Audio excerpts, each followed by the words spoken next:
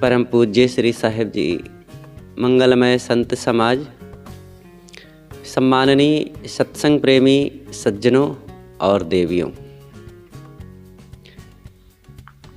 हमारे जीवन की तमाम समस्याएं हैं और उलझनें हैं। उन उलझनों को मिटाने के लिए साधकों, संतों, गुरुजनों, ज्ञानियों ने बहुत प्रकार से समाधान दिया है।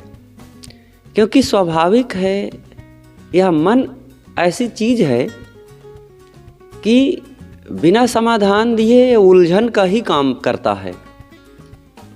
मन में नाना विकार है ही है। अगर इसको विवेक विचार से समाधान न दिया जाए तो मन सब समय विकारी रहेगा और दुखी रहेगा। समाज है, अगर इसमें सावधानी न रखा जाए तो यहाँ पर विवाद बना रहेगा, कलह मन का बना रहेगा। शरीर है, अगर संयम परहेज न रखा जाए तो शरीर रोगी बना रहेगा। बहुत बहुत बातें हैं। तो इन समस्त दुखों से बचने के लिए अनेक समाधान हैं, अनेक लोगों ने भी किया है, लेकिन गुरुजनों ने जो काम किया है वो अद्वितीय है। उनका समाधान जो है उससे बढ़कर के दूसरे लोग नहीं दे सकते हैं। शरीर के लिए तो कोई दे सकता है, मन के लिए, स्वभाव के लिए कोई अन्य नहीं दे सकते। तो सद्गुरु अभिलाष साहिब जी ने एक छोटी सी पुस्तक लिखा है, हितोपदेश समाधान। तो ये उसी समाधान के लिए है। इसमें जिज्ञासु और बाबा नाम से समाधान किया गया है। जिज्ञासु प्रश्न पूछते हैं और बाबा इसका उत्तर देते हैं।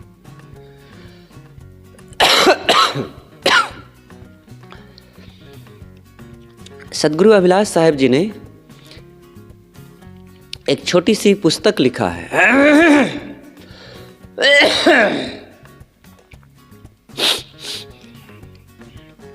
हमारे गले का समाधान नहीं हुआ, हल्की सी खराश बनी रहती है, बीच में खांसी आ जाती है।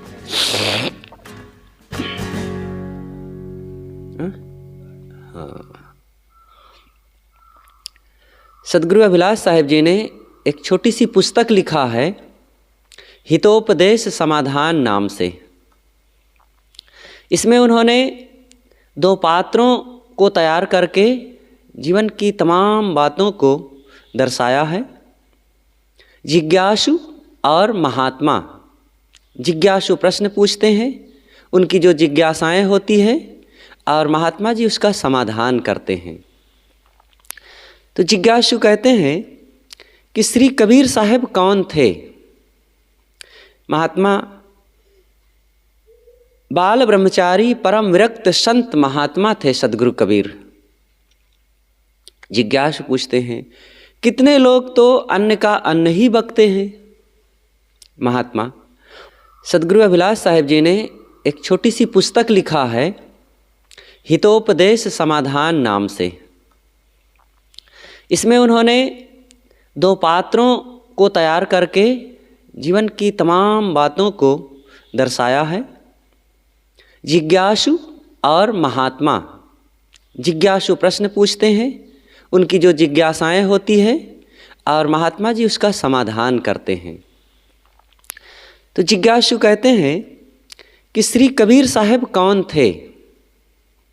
महात्मा बाल ब्रह्मचारी परम विरक्त संत महात्मा थे सद्गुरु कबीर। जिज्ञासु पूछते हैं, कितने लोग तो अन्न का अन्न ही बकते हैं? महात्मा उन लोगों की भूल है। जिज्ञासु पूछते हैं, बूढ़ा वंश कबीर का उपजा पूत कमाल। कुछ लोग ऐसा कहते हैं कबीर साहब के बारे में। महात्मा जी समाधान देते हैं। फिर जब इस प्रकार के प्रश्न आ ही गए और सद्गुरु कबीर के बारे में लोगों की बहुत अवधारणाएं हैं, तो फिर थोड़ा विस्तार से समझाते हैं। यह पद बीजक में नहीं है, इसके अतिरिक्त पुत्र शिष्य को भी कहते हैं।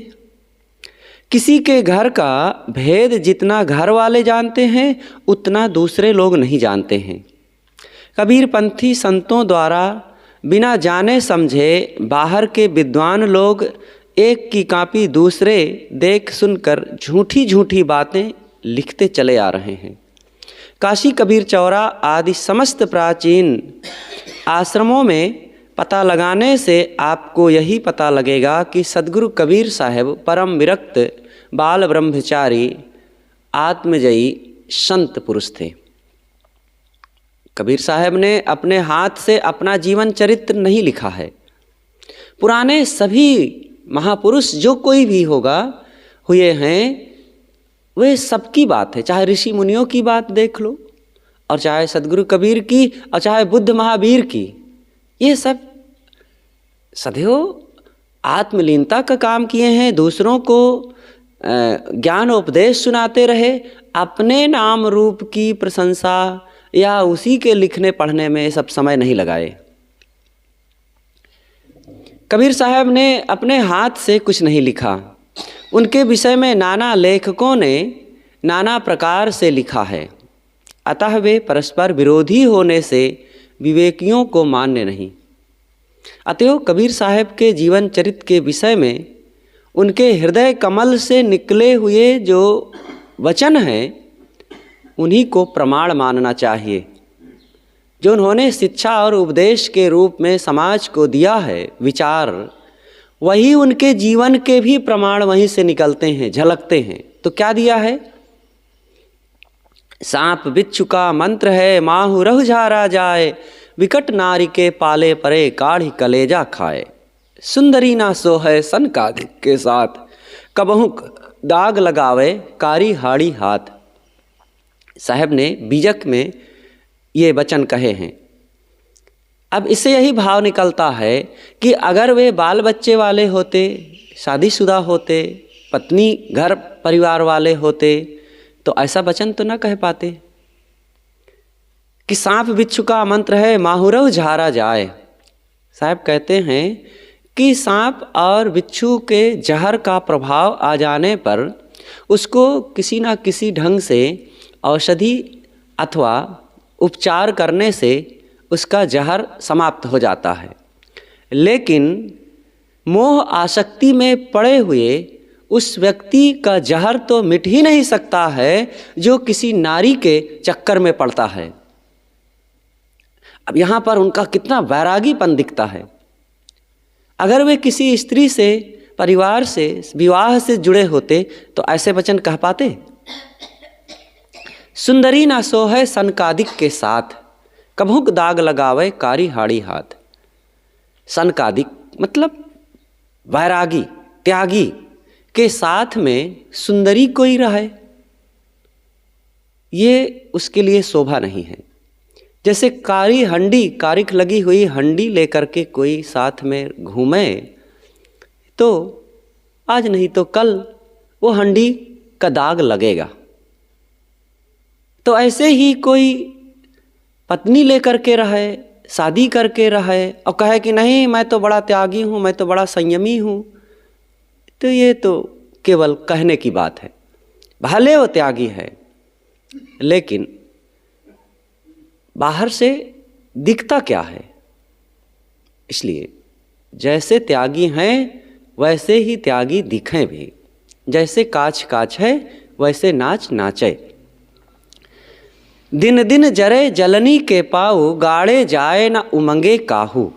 कंधन दे मस्खरी करई, कहूँदो कौन भांति निस्तरई। ये बीजक का वचन है कि जो लोग माया मोह में पड़ते हैं वो जलनी मतलब जलाने वाली वासना शक्त नारी या नर के चक्कर में पड़ करके वो जलेंगे और निरंतर मोह की भट्ठी में और धंसते जाएंगे, निकल नहीं पाएंगे। नीम कीट जस नीम पियारा, बिस्को अमृत कहात गवारा। जैसे नीम के रस के प्रेमी कीड़े को नीम ही अच्छा लगता है और वह मूर्ख विष को ही अमृत कहता है, वैसे ही विषयी लोग जो कोई वासनावशी विषय में डूबे तो उसी को अच्छा मानते हैं। कबीर के ये वचन हैं। अगर कबीर किसी प्रकार से मोह, आसक्ति, वासना, परिवार और पत्नी, बच्चे के चक्कर में होते तो ऐसे तेज वचन नहीं उनके हृदय से निकल पाते। जैसे स्वान अपावन राजी त्यों लागी संसारी, जैसे कुत्ता अपवित्र हड्डी को ही चाव करके खुश रहता है, वैसे माया मोह में डूबे हुए संसारी लोग उसी में बड़ा सुख मानते हैं। देखो कितना वचन तेज है। माया के झक जग जरे कनक कामनी लाग, कहें कबीर कस बाची हो रुई लपेटी आग। माया के बस में होकर के संसार के लोग उसी में जल रहे हैं, कनक और कामनी के चक्कर में। कबीर साहब कहते हैं कि भला तुम कैसे बचोगे? आग से लिपटी हुई रुई भला क्या वो बचेगी? कनक कामनी देख के तू मति भूल सुरंग, मिलन बिछुरन दुहेल राजस के चुली तजत भुजंग। अरे भाई, ये कनक कामनी को देख करके तू भूल मत, ये साथ में है तो दुख से तू बच नहीं सकता है। और ये ऐसी चीज़ें हैं, चाहे धन हो और चाहे वासना का आलंबन विजाति घट हो, इनके मिलने और बिछुड़ने दोनों में भयंकर दुख होता है। जैसे सर्प के केचुली आती है तब और जाती है तो उसको संकट ही रहता है। नारी निरख न कीजिए, निरख न कीजिए गौर, देखत ही ते विष चढ़े मन आवे कुछ और। कबीर कबहुक देखिए वीर बहिन के भाई, आठ पहर अलगार है ताको काल न खाए।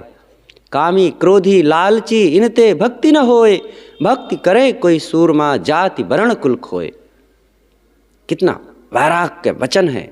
साधकों को ऐसे वचनों को मनन करना चाहिए, याद करना चाहिए और अपने मन को माया मोह से और विषयासक्ति से, विजाति घट के आकर्षण से निकाल करके अंतर्मुख करना चाहिए।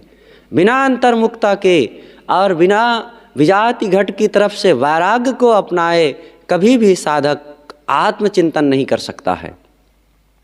कबीर साहब का मुख्य ग्रंथ बीजक है, उसमें सर्वत्र विषय भोग और स्त्री संग का खंडन है। बीजक में कमाल, कमाली और लोई इत्यादि के नाम भी नहीं है। कहीं भी कमाल कमाली की एक शब्द की भी बात नहीं है पूरे बीजक में। और लोई शब्द आया है, लेकिन लोई शब्द लोगों के अर्थ में है। कहे कबीर सुनो नर लोई, भुतवा के पुजले भुतवा होई। तो सुनो नर लोई, सुनो नर लोगों, भूत को पूजोगे तो तुम भूत जैसे ही कल्पना में भटकते रहोगे। कबीर साहब ने वैराग्य, ब्रह्मचर्य का प्रतिपादन तथा विषय खंडन ही किया है। उनके वचन बीजक में और भी आप देख सकते हैं। माया महा ठगिनी हम जाने, त्रिगुणी फांस लिए कर डोले बोले मधुरी बानी। केशव के कमला हुई बैठी, शिव के भवन भवानी। पंडा के मूरत हुई बैठी, तीरथ हूँ में पानी। योगी के योगिन हुई बैठी, राजा के घर रानी। काहू के हीरा हुई बैठी, काहू के कौड़ी कानी। भक्ता के भक्तिन हुई बैठी, ब्रह्मा के ब्रह्मानी। कहें कबीर सुनो हो संतों, ई सब अकथ कहानी। देखो ये बीजक का तेज और बहुत ही प्रामाणिक वचन है। अरे पूरा बीजक ही प्रामाणिक है। साहब इसमें कहते हैं कि हमने अच्छी तरह से देखा जाना कि ये माया महा ठगनी है।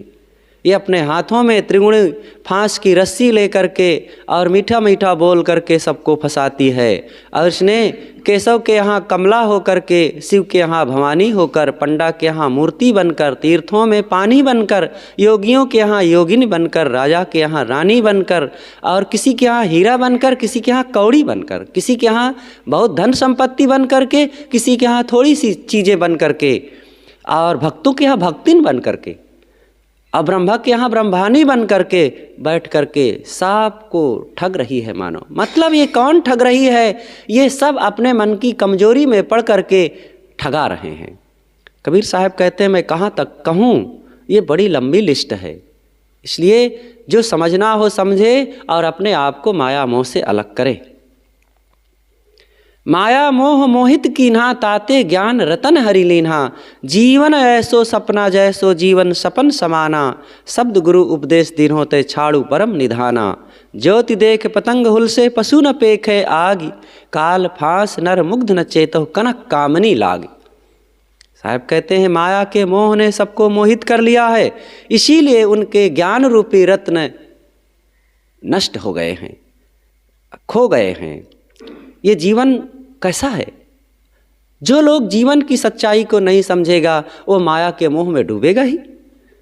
कैसा है जीवन? सपना जैसा। जीवन ऐसो सपना जैसो, जीवन सपन समाना। साहब जीवन की क्षणभंगुरता पर प्रकाश डालते हैं, जोर डालते हैं। कहते हैं 2 बार सपना कहते हैं, जीवन ऐसो सपना जैसो। ये जीवन सपना जैसा है, जीवन सपन समाना। फिर से कह देते हैं कि समझ लो अच्छी तरह से, जीवन सपने की तरह है, इसको बहुत अपना न मानो। शब्द गुरु उपदेश दीन होते, छाड़ू परम निधाना। अरे परम निधान, सदगुरु ने निर्णय ज्ञान का उपदेश दिया है, तू उसको भूल गया है। ज्योति देख पतंग हुलसे, पशु न पेख है आग। जैसे ज्योति को देख करके पतंगा हुलसता है, उधर दौड़ता है पकड़ने के लिए। मूर्ख नहीं समझता है कि वो आग में मैं जल करके नष्ट हो जाऊंगा, और उधर ही दौड़ता है। ऐसे ही ये विषयाध्यासी जीव विषय वासनाओं की तरफ दौड़ रहा है, सोचता है उधर सुख मिल जाएगा, नहीं समझता है कि उधर जल मरेगा, नष्ट हो जाएगा, पतित हो जाएगा, जीवन बर्बाद हो जाएगा, और वासनाओं में डूब करके लोकांतर तुम्हारा जन्म जन्मांतर खराब हो जाएगा। काल फांस नर मुग्ध न चेतो, कनक कामनी लागे। काल के चक्कर में पड़ करके, मोह आसक्त हो करके तुम नहीं समझ रहे हो, और उधर कनक कामनी में ही डूब रहे हो। विचारणीय विषय है कि जो स्वयं माया में आसक्त होगा वह भला कैसे ऐसा कह सकता है? विचार करके देखो।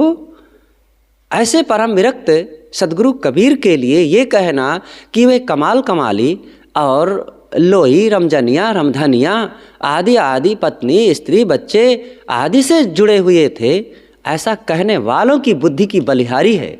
जो स्वयं 1-2 स्त्री से नहीं संतुष्ट होते और इधर उधर अपने मन को भटकाते रहते हैं, वही लोग सदगुरु कबीर जैसे परम विरक्त सदगुरु संत त्यागी ब्रह्मचारी के लिए ऐसे घातक वचन बोलते हैं, और उनके लिए भी ऐसे वचन बोल करके अपनी उन गलतियों को सिद्ध करना चाहते हैं कि हम भी बहुत अच्छे हैं। आप जैसे हो तैसे रहो, कोई नहीं कहता है कि आप अपनी धारणाओं को छोड़ दीजिए। जो मानते हैं मानिए, संसार मान रहा है, लेकिन दूसरों की तरफ उंगली उठाने से पहले अच्छी तरह से अपने को देख लेना चाहिए। कबीरपंथी विवेकियों को बीजक के प्रमाण ही कबीर साहब के विषय में मान्य है। अतएव बीजक के प्रमाणों द्वारा कबीरपंथियों की परंपरा तथा आश्रमों द्वारा और कबीर साहब के उपदेशों द्वारा यह सिद्ध होता है कि सदगुरु कबीर बाल ब्रह्मचारी परम विरक्त संत महात्मा थे। कबीर साहब को समझने के लिए, किसी भी महापुरुष को समझने के लिए 2 प्रमाण होते हैं, एक बाह्य साक्ष्य, दूसरा आंतर साक्ष्य। बाह्य साक्ष्य होता है उनका समाज, उनकी परंपरा। आंतर साक्ष्य होता है उनकी वाणियाँ। और ये दोनों साक्ष्यों से, दोनों प्रमाणों से सिद्ध होता है कि कबीर साहब परम विरक्त संत पुरुष थे। किसी भी परंपरा के, हमारे कबीर पंथ में 2 परंपराएं हैं, एक विरक्त परंपरा, एक गृहस्थ परंपरा। लेकिन विरक्त तो सदगुरु कबीर को विरक्त मानती ही है। जो गृहस्थ परंपरा, जिसे वंश परंपरा कहते हैं, वे लोग भी कबीर को विरक्त ही मानते हैं। और दूसरा जो आंतर साक्ष्य है वो है उनके वाणियाँ, उनके विचार, उनके कहे हुए जो प्रामाणिक वचन बीजक है। बीजक में कहीं भी कबीर साहब के लिए ऐसे वचन नहीं मिलते हैं कि वे गृहस्थ थे। इसलिए जिन लोगों ने कबीर साहब के बारे में ऐसा कहा है, उनकी बहुत बड़ी भूल है और उनको अपनी भूल को सुधार लेना चाहिए। लेकिन ये हठी लोग कुछ होते हैं, चाहे विद्वान हो और चाहे प्रतिस्पर्धा में या और किसी मान्यता से ग्रसित होकर के कहने वाले हों, वो कहते जाते हैं, सुनी सुनाई बिना देखे समझे, बिना प्रमाण के, बिना विवेक के वचन ऐसे बोल करके सूरज की तरफ जो धूल उछालेगा, सूरज की तरफ जो थूकना चाहेगा, वो सब लौट करके उनके ऊपर ही आता है। जिज्ञासु पूछते हैं, क्या घर छोड़कर साधु होने से ही कल्याण होगा? महात्मा जी कहते हैं, केवल घर से संबंध तोड़ लेना ही माया का त्याग नहीं है। माया का पूर्ण त्याग तो तब है जब किसी वस्तु में ममता न रह जाए। रह गया यह कार्य की सिद्धि के लिए घर का त्याग उसमें सहायक है। घर में भी ब्रह्मचर्य का पूर्ण पालन करके कल्याण साधना की जा सकती है, परंतु यह कार्य घर त्याग करके करने पर अधिक सरल हो जाता है। यह बात विवेक करने पर स्वयं जानने में आ जाएगी। यदि साधु होना ऊंचा न होता तो सनक, सनंदन, सनातन, सनत कुमार, ऋषभदेव, भरत, करदम, बुद्ध, भर्तृहरि, शंकराचार्य, महावीर, कबीर, तुलसी, दयानंद, विवेकानंद आदि घर क्यों छोड़ते? घर ही में बनते काजा, तो घर काहे छोड़ते भर्तृहरि राजा? तो घर छोड़ना अच्छी बात है, लेकिन वैराग्य पूर्वक। केवल घर छोड़ने से काम नहीं बनेगा। केवल घर ही को छोड़ देने से काम बनता तो बहुत पशु पक्षी घर छोड़ करके जंगलों में भटक ही रहे हैं। जंगले में जाने से काम बनता तो इन सबको कल्याण हो गया होता। घर छोड़ना अच्छी बात है, क्योंकि घर छोड़ने से हमारे मन में दुनियादारी, मोहाशक्ति, लोभ, क्रोध आदि के जंजालों से बचने का एक बहुत सरल साधन बन जाता है।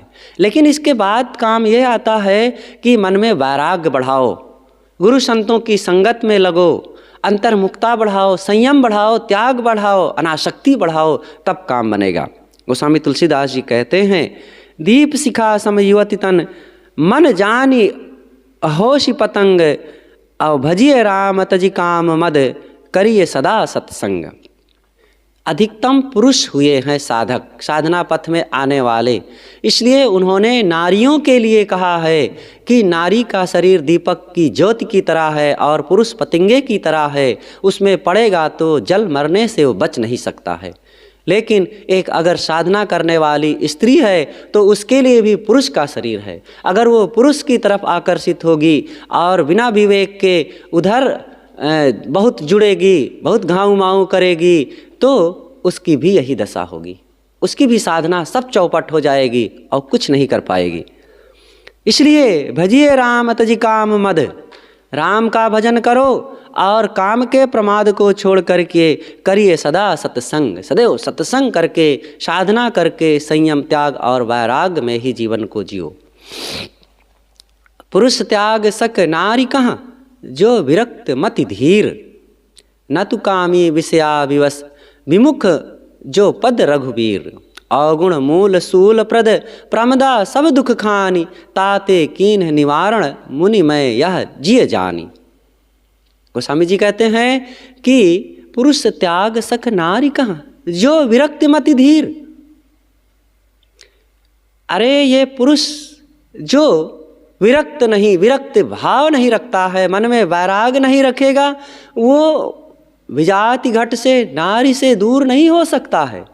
ये मन में विषयासक्ति भरी हुई है और रात दिन वही चूहे को जैसे, जस मूसा को तकै बिलाई, अस जम जीव घात लगाए। जैसे निरंतर बिल्ली चूहा को ताकती रहती है, वैसे ये विषयी मन सदैव विषय वासनाओं की तरफ तो ताकता रहता है। तो भला वो कैसे त्याग सकेगा बिना वैराग्य के, बिना कुसंग के वर्जन हुए? इसलिए सदैव त्याग और वैराग्य को ही साधन बनाओ, तो इससे वही बच सकता है कि जो निरंतर भजन करता है। विमुख जो पद रघुवीर, जो रघुवीर के चरणों की भक्ति से दूर रहेगा, वो कभी भी विषय वासना का त्याग नहीं कर सकता है। गोस्वामी जी कहते हैं रघुवीर, हम यहाँ पर रघुवीर राम को माने, और राम है आत्मा राम। जो आत्म कल्याण के उद्देश्य से दूर रहेगा, जो आत्मकल्याण का काम करने के लिए निरंतर लवलीन नहीं रहेगा वो विषय वासना का त्याग नहीं कर सकता है। विषय वासना ना स्त्री है ना पुरुष, वो सबके अंदर में बैठी हुई अनादिकालीन आभ्यासिक राक्षसी है और वो विजाति आलंबन देख करके वो तुरंत बाहर प्रकट होने लगती है। इसलिए ना स्त्री त्याज्य है ना पुरुष त्याज्य है अंदर की आसक्ति, लेकिन उस आसक्ति का त्याग कभी तभी कर पाएंगे जब बाहर के विरोधी आलंबन से बच के रहेंगे।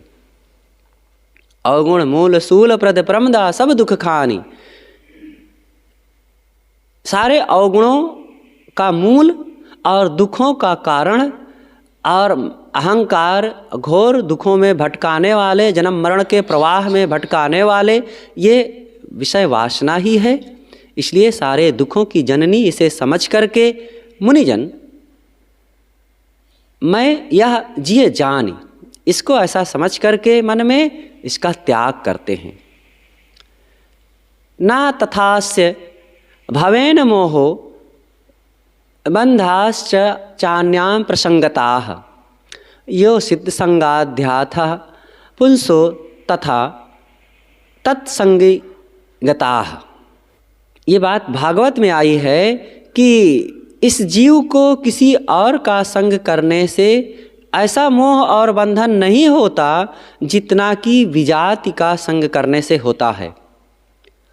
जो पुरुष योग के परम पद पर आरूढ़ होना चाहता है अथवा जिसे आत्मा अनात्मा का विवेक हो गया है वह विजाति का संग कभी नहीं करता, क्योंकि स्त्रियां मुमुक्षु पुरुष के लिए नरक के खुले द्वार हैं, तो पुरुष स्त्रियों मुमुक्षु स्त्रियों के लिए ढके हुए कुएं की भांति हैं।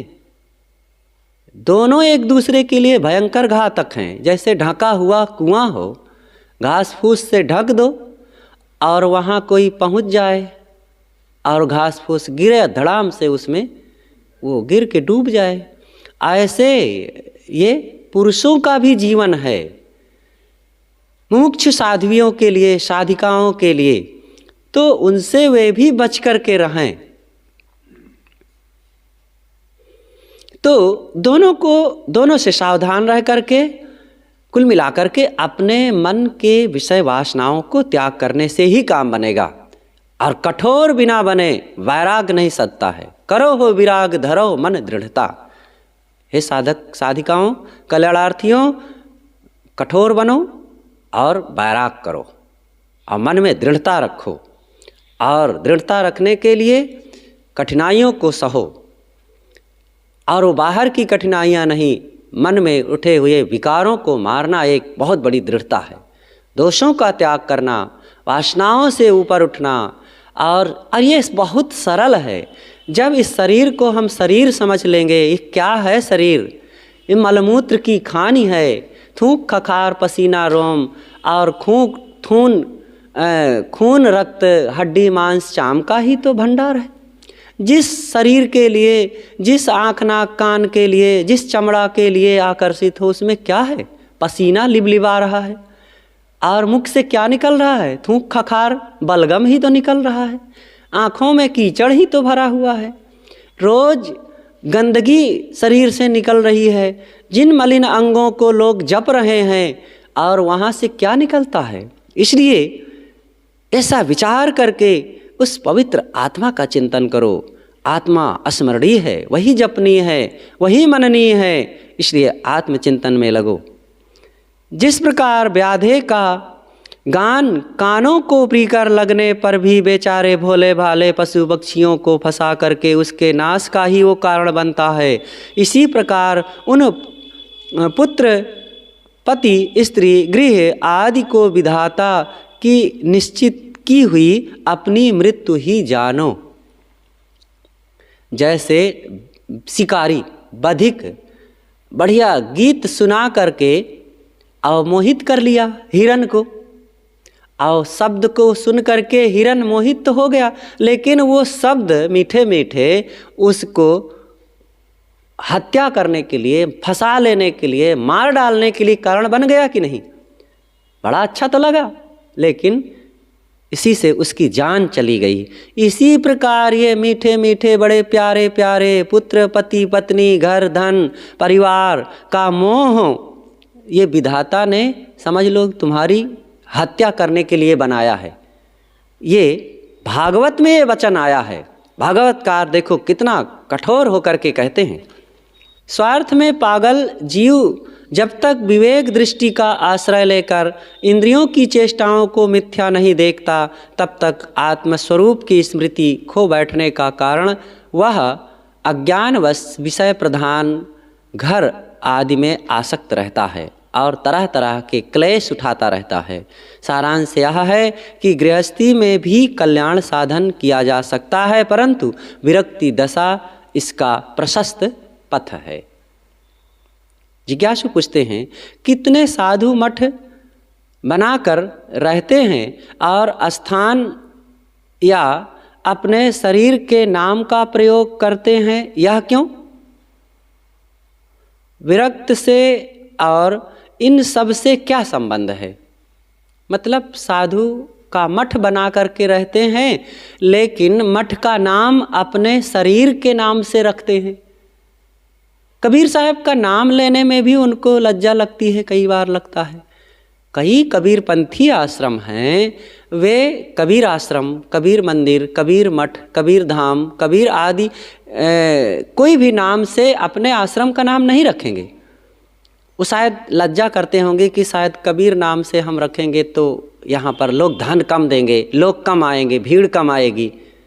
तो कोई कहता है मानव सेवा संस्थान, कोई कहता है मानव आश्रम, कोई कहता है सेवा आश्रम।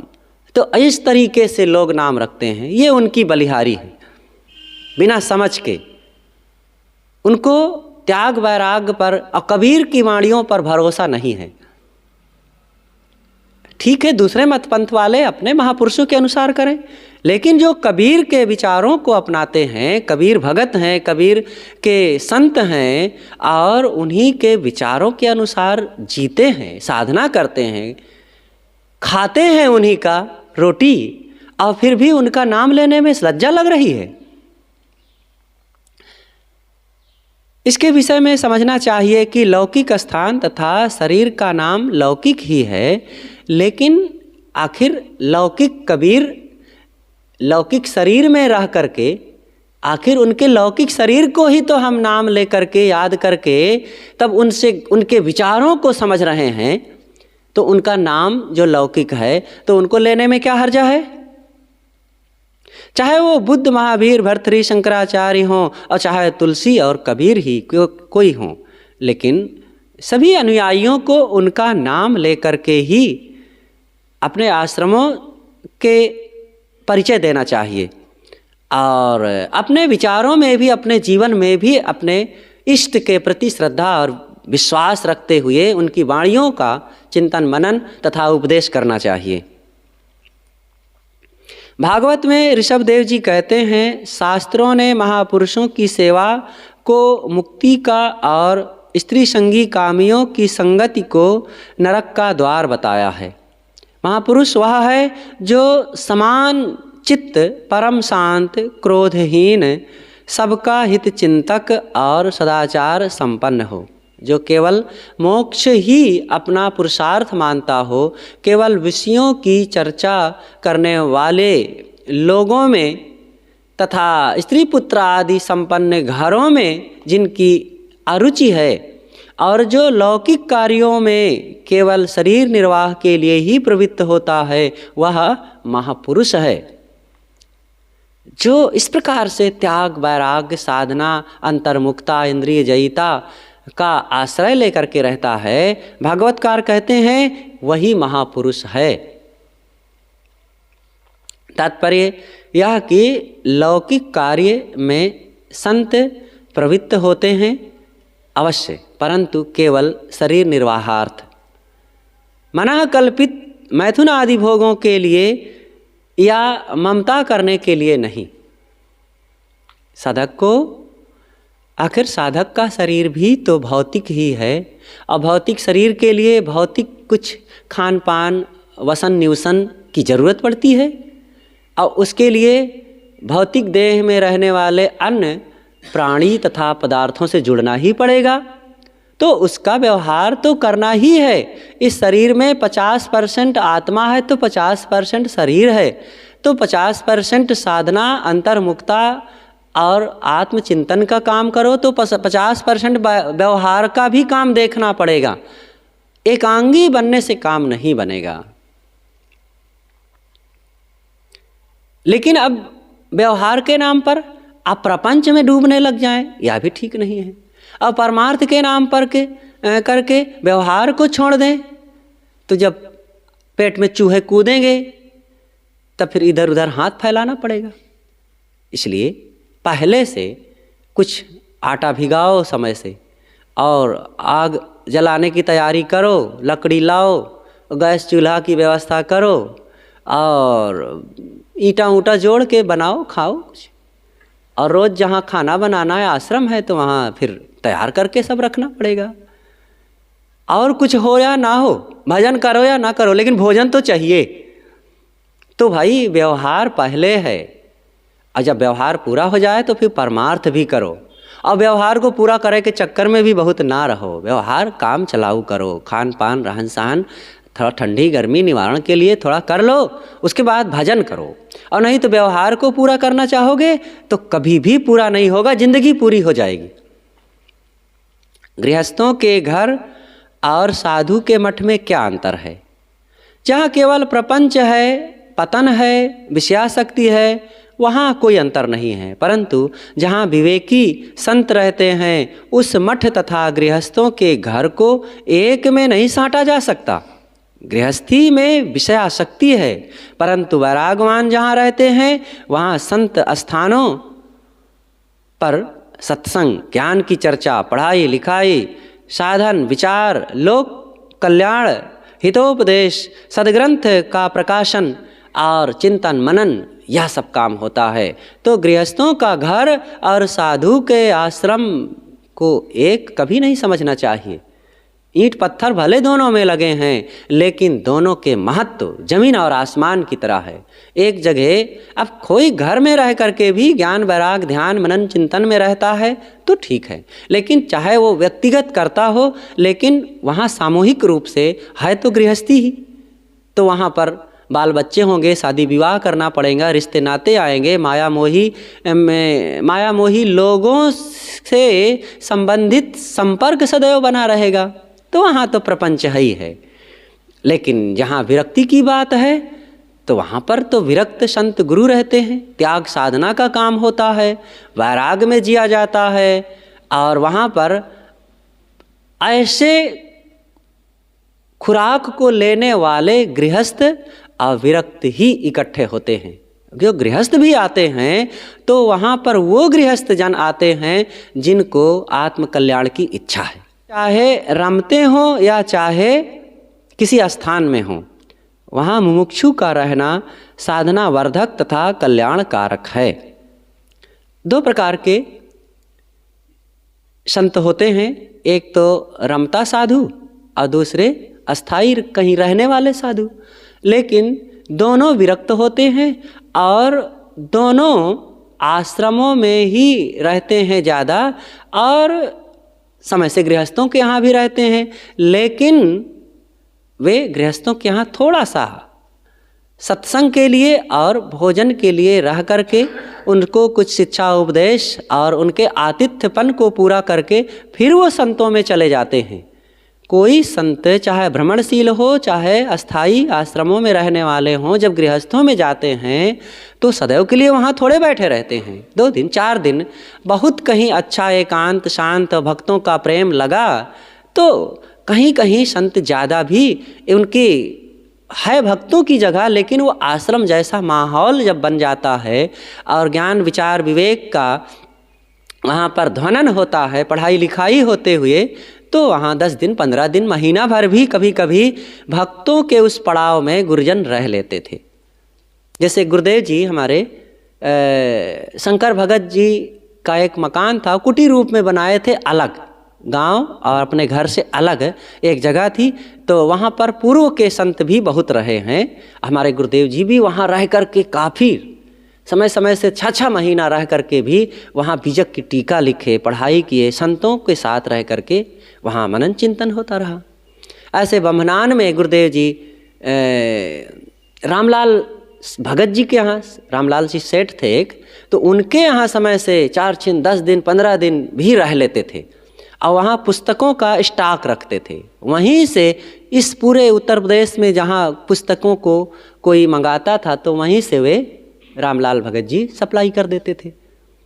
ऐसे ही गुजरात में गुरुदेव जी नाना मादरा में जो नाथा भाई जी का गांव है, घर है, वहाँ पर मूल जी भाई जिनका परिवार आज अमेरिका में रहता है, सुभाष भाई, डॉक्टर महेंद्र भाई और उनके और लोग, सेजल बेन, कुमुद बेन आदि सब वहाँ रहते हैं, और प्रवीण भाई, पीयूष भाई, ये सब उन्हीं से जुड़े हुए लोग हैं। तो आज सब अमेरिका में रहने लगे। उनका जो घर है बड़ौदा ज़िला में नाना मादरा, आज सब सूना पड़ा है घर। कुछ थोड़े लोग रहते हैं, महेश भाई, प्रभा बेन और मनोज भाई, उनके बड़े भाई साहब थे, उनका शरीर छूट गया अभी पीछे कोरोना में, तो महेश भाई रहते हैं। उनकी श्रीमती जी हैं ज्योति बेन, जागृति बेन, तो ये सब लोग वहाँ रहते हैं। लेकिन गुरुदेव जी जब उस समय रहते थे तो समय से गुरुदेव जी वहाँ भी कई महीने रह करके कुछ पुस्तकें, मोक्ष शास्त्र एक जो गुरु जी की पुस्तक है वहीं रह करके पूरा किए हैं, और तथागत बुद्ध क्या कहते हैं वहीं रह करके कुछ अंश पूरा किए हैं। अब मेरे सामने वहीं पूरा हुआ है, कुछ दिन रह करके वहीं पूरा हुआ। इससे कई पुस्तकें ऐसी रही जो गुरुदेव जी भक्तों के यहाँ रह करके भी समय से भक्तों में ही तो पूरा रहे ही, लिखते ही रहे, भ्रमण करते हुए, लेकिन कहीं कहीं थोड़ा सा विशेष जब उनका आग्रह होता था तो विशेष रह लेते थे। बाद में इधर तो सन 85 के बाद 85 के पहले का समय गुरुदेव जी का अलग अलग रहा। मैंने जीवन दर्पण में जो लिखा है गुरुदेव जी का प्रवास और उनका भ्रमण, तो 2 खंडों में उसको लिखा है। मतलब सन 1985 से पहले का गुरु जी का भ्रमण और 1985 से बाद का भ्रमण, दोनों में अलग अलग है। सन 1985 के पहले गुरु जी ज़्यादा रहते थे और ऐसे बना करके अपनी तरफ से कार्यक्रम भक्तों के आग्रह के अनुसार फिर रह करके कहीं 10 दिन, कहीं 15 दिन, कहीं 5 दिन, कहीं सप्ताह भर, और इस प्रकार से क्रम से घूमते थे और जाते रहते थे। और 1985 के बाद फिर व्यवस्थित कार्यक्रम बनने लग गया, क्योंकि बहुत गुरुजी के लिए मांग हो गई भक्तों की। तो फिर साल भर में एक ही दिन कार्यक्रम बनता था, और एक दिन बनने के बाद फिर सब जगह के लिए दिन निश्चित हो जाते थे, और उसी निश्चित कार्यक्रम के अनुसार फिर भ्रमण होता रहता था। सन 2012 तक फिर ये सिलसिला अंतिम तक चलता रहा। तो इस प्रकार से संत रहते हैं। जिज्ञासु पूछते हैं कौन गुरु सर्वोपरि है? महात्मा जी कहते हैं गुरु माता पिता, दूध पिलाने वाली धाय, नामकरण करने वाला, विद्या पढ़ाने वाला और दीक्षित करने वाला, ब्रह्म बोध देने वाला, ये सब 7 प्रकार के गुरु हैं। लेकिन इन 7 से ऊपर श्रेष्ठ एक 8वां है जो यथार्थ बोध दे करके कल्याण के मार्ग में लगाने वाला है, वो है सर्वोपरि सद्गुरु। सद्गुरु ही सबसे श्रेष्ठ है, इसलिए सद्गुरु की ही पूजा और उनकी ही शरण सर्वश्रेष्ठ है।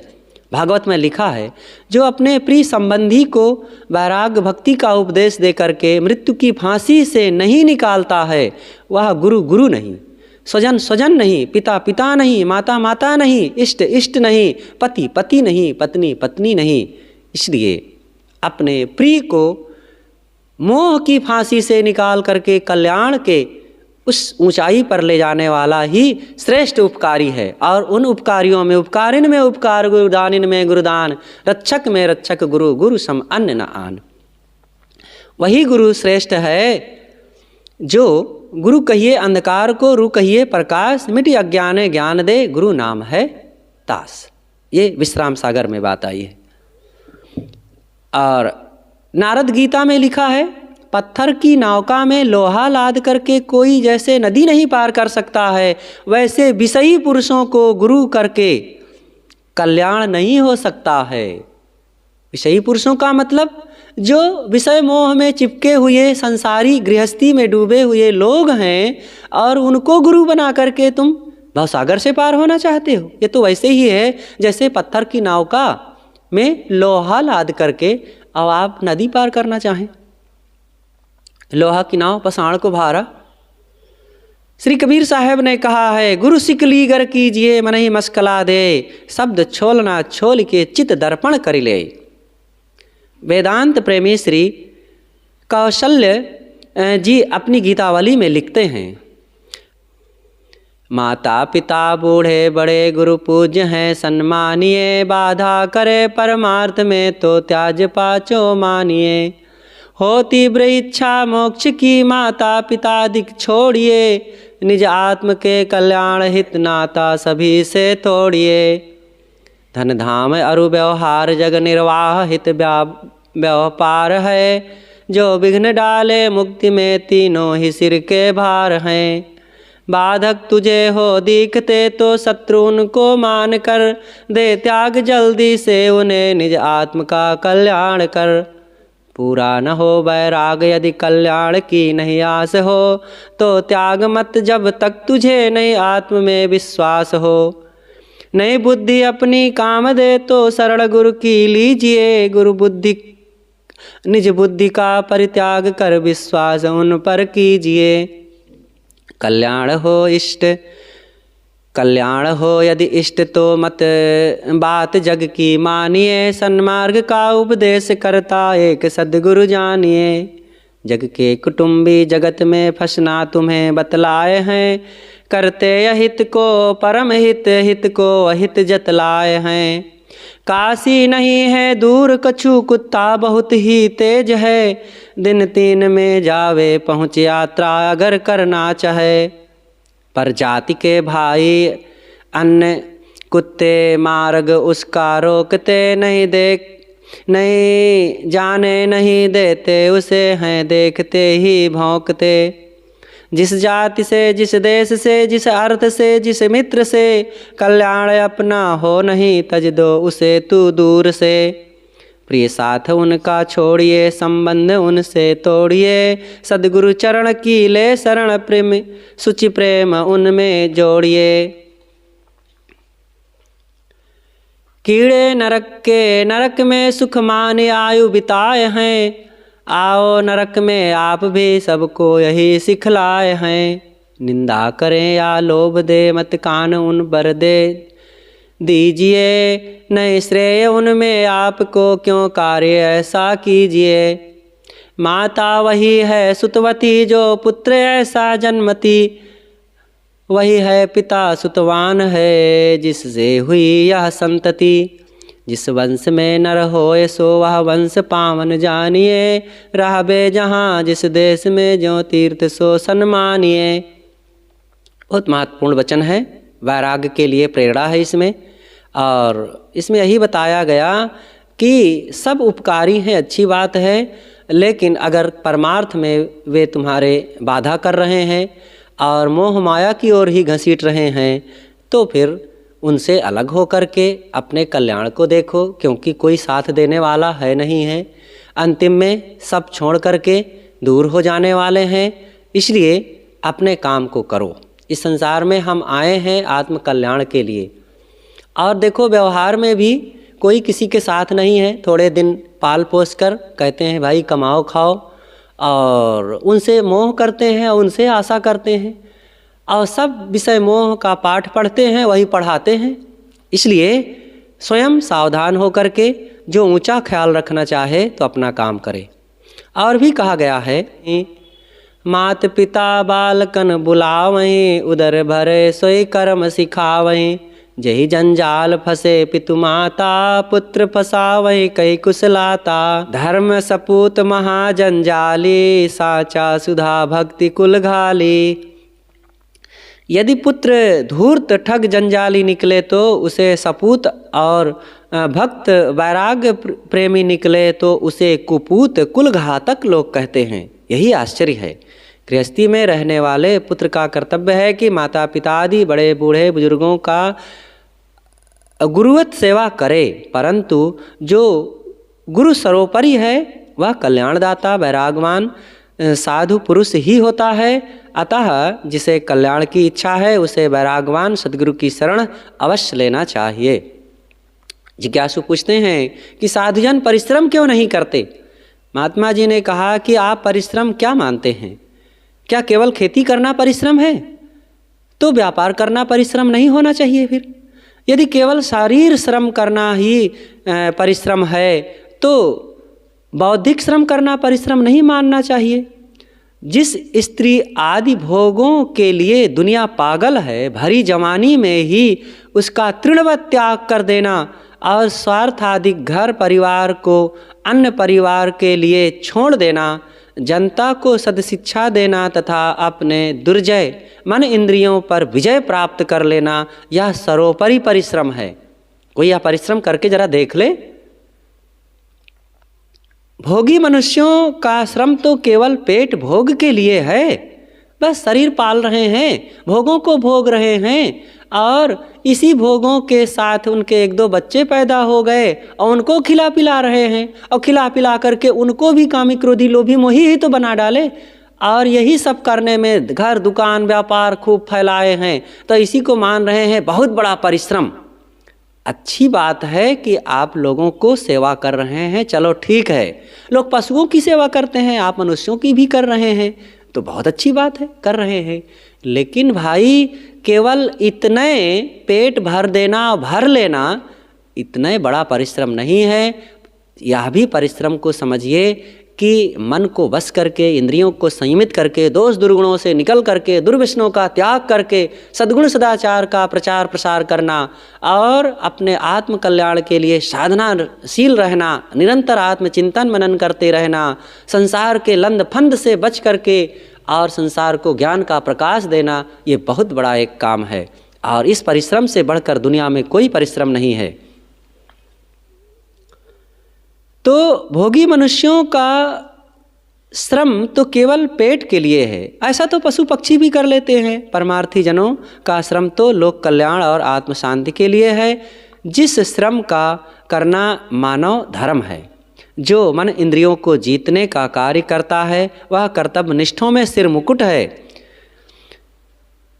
तेहिते और बड़ा नहीं कोई जो जग छोड़ किनार, सतगुरु विशाल देव ने कहा है कि उससे संसार में बड़ा और कोई नहीं है जो संसार को छोड़ करके किनारे हो गया है। तो हम सब लोग ऐसा कुछ अपने जीवन के उद्देश्य को बनावें और करें, आगे बढ़ें। दुनिया कुछ का कुछ कहती रहेगी, लेकिन हम लोग जो साधना का काम करने के लिए आए हैं, जिस भक्ति मार्ग में लगे हुए हैं, वो काम करते चलें। यहाँ उल्टा पलटा बोलने वाले तो हर दिशा में लगने पर मिल जाएंगे। गलत करोगे तो भी लोग कहेंगे कि देखो कैसा कलयुग का ज़माना है, अच्छा करोगे तो देखो ये सौ चूहा खाए कि बिल्ली हज करने चली है। अरे चले तो बिल्ली भला, कोई बात नहीं, सब पहले बिल्ली चूहा खाई रही हैं, सब जीव पहले माया मोह में डूबे रहे, आज तो त्यागो। ये काहे को सोचते हो कि सौ चूहा खा के चली है? कौन ऐसी बिल्ली है जो चूहा नहीं खाई है? कौन ऐसा जीव है जो पहले माया मोह में नहीं डूबा था? आज तो निकलो, जब से जागे तब से सवेरा। बस बोलिए सद्गुरु देव की जय।